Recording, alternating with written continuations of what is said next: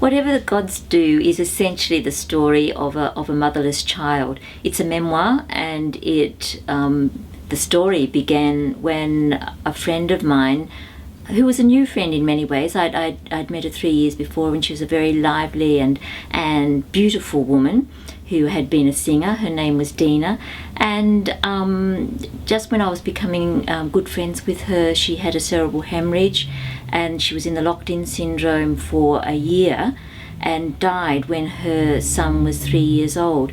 And so I began writing the story about 7 years later, when Theo, the little boy, was about to move to Melbourne with his father, who wanted to start his life again. And I was heartbroken that I was losing Theo, because he had become like another son to me. So I started writing the book. It was also a summer that I started to learn to sing. I was the world's worst singer and decided that I wanted to learn to sing. And I started writing the story of my relationship with Dina and my grief at losing her, and also the terror that it inspired in me. She was only 37 when she died, and it brought my first experience, I think, of mortal dread, of that life could finish in a moment, and also my feelings of love for Theo. I already had 2 sons, and this little boy became another son for me. So I explore my relationship with Dina, my relationship with Theo, and also the way that my feelings changed for Theo, that he was somebody else's child at first, and we all have different connections to somebody else's child, but then somebody else's child became my child. So there was the slow shifting of that relationship, but also I explored the fear and the dread of suddenly losing everything, suddenly everything changing, somebody dying, losing your capacity to talk or walk or do anything at all, as Dina had done. So there's a lot of the fragility of life, the transience of things, how life can change in a moment, but also how life can grow over a period, how love can grow between an adult and a child that she's not related to.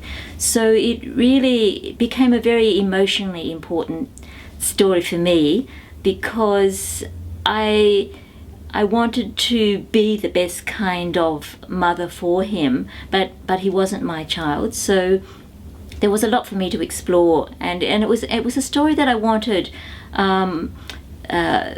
to be able to be read by mothers and by anybody who was interested in the way that life unfolds in unpredictable ways as well. And then I decided that I wanted it to be an ebook after it had been published by Random House, because it went out of print, as many Australian books do.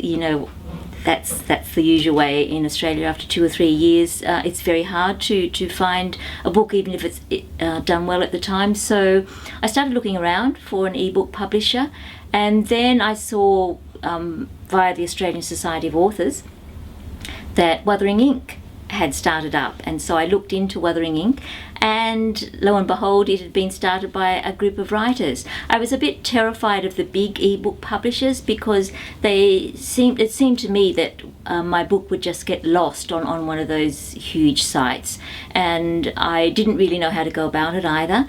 But Wuthering Ink, it turns out, was founded by a group of writers, which was wonderful. They all were very interested in the process of translating paper books into ebooks, and they were very helpful. I didn't know anything about the process, so it was great for me that there was a bunch of people who could answer all my questions, even the ones that sounded a bit silly.